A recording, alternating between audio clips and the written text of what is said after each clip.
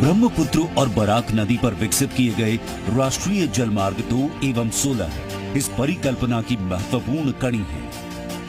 ब्रह्मपुत्र नदी के दक्षिणी तट पर बसे गुवाहाटी के पास पांडु में एक मल्टी मोडल टर्मिनल का निर्माण किया गया है।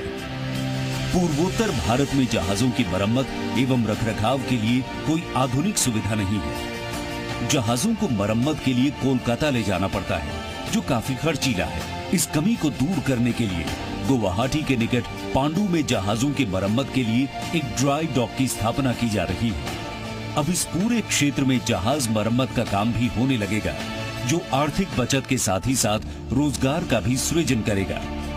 माननीय प्रधानमंत्री ने आज इस जहाज मरम्मत स्थल का शिलान्यास किया। इस परियोजना की कुल लागत 208 करोड़ रुपए है। साथ ही पांडु टर्मिनल में एक एलिवेटेड रोड का निर्माण किया जाना है। इसके निर्माण में 180 करोड़ की लागत आएगी। इस एलिवेटेड रोड के बन जाने से पीएम गति शक्ति के अंतर्गत पांडु मल्टी मॉडल टर्मिनल और नेशनल हाईवे सीधे जुड़ जाएंगे, जिससे निर्बाध माल ढुलाई संभव होगा और आवाजाही को गति मिलेगी। माननीय प्रधानमंत्री ने आज इस एलिवेटेड रोड का शिलान्यास किया। भारत में कई जलमार्गों के विकास होने से प्रशिक्षित पेशेवरों की आवश्यकता होने लगी है। इसकी पूर्ति करने के लिए IWAI द्वारा असम एवं त्रिपुरा सरकार के साथ मिलकर स्किल डेवलपमेंट संस्थान में ट्रेनिंग सेंटर खोले गए हैं। गुवाहाटी में स्थापित किए गए स्किल डेवलपमेंट इंस्टीट्यूट में खासतौर पर पूर्वोत्तर के छात्रों को प्रशिक्षित किया जाएगा, जो न सिर्फ इस सेक्टर की आवश्यकता को पूरा करेगा, अपितु उनके लिए रोजगार भी सुनिश्चित करेगा।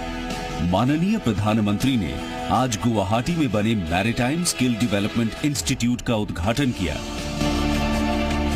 राष्ट्रीय जलमार्ग 2 में स्थित धुबरी, जोगी घोपा, तेजपुर, सिलघाट, निमाती और डिब्रूगढ़ में फ्लोटिंग टर्मिनल बनाए गए हैं। माजुली द्वीप में आवाजाही के लिए रो और रो पैक्स की सुविधा शुरू की गई है। इसके अलावा बोगी बील में एक स्थायी कंक्रीट टर्मिनल की स्थापना की जा रही है, जो हर मौसम में माल ढुलाई और यात्री परिवहन को सुनिश्चित करेगा।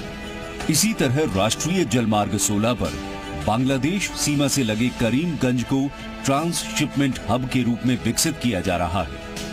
पूर्वोत्तर के सभी राज्य इस परिकल्पना की महत्वपूर्ण कड़ी है। इसी के आधार पर प्रधानमंत्री जी ने भारत बांग्लादेश प्रोटोकॉल रूट के विकास की अवधारणा की है, जो राष्ट्रीय जलमार्ग 2 और 16 के माध्यम से संपूर्ण पूर्वोत्तर राज्यों को देश के प्रमुख बंदरगाहों और बड़े शहरों से जोड़ने में सफल रही है।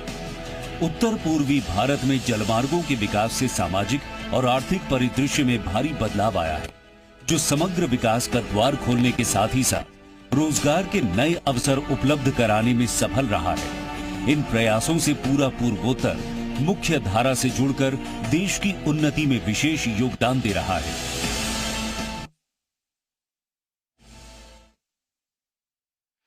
हम सौभाग्यशाली हैं कि आज विश्व के सबसे लंबे रिवर क्रूज MV गंगा विलास का फ्लैग ऑफ माननीय प्रधानमंत्री जी के कर कमलों द्वारा किया जा रहा है।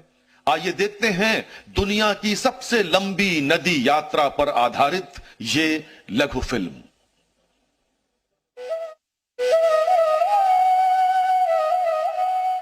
प्राचीन काल से ही भारत की नदियां न केवल जीवन का अनंत स्रोत रही हैं, बल्कि विश्वसनीय नौचालन मार्ग भी साबित हुई हैं। माननीय प्रधानमंत्री श्री नरेंद्र मोदी के नेतृत्व में भारत सरकार इन राष्ट्रीय धरोहरों का पुनः निर्माण करने और इन्हें पुनर्जीवित करने के लिए प्रतिबद्ध है और देश का अंतर्देशीय जलमार्ग परिवहन क्षेत्र तेजी से प्रगति कर रहा है।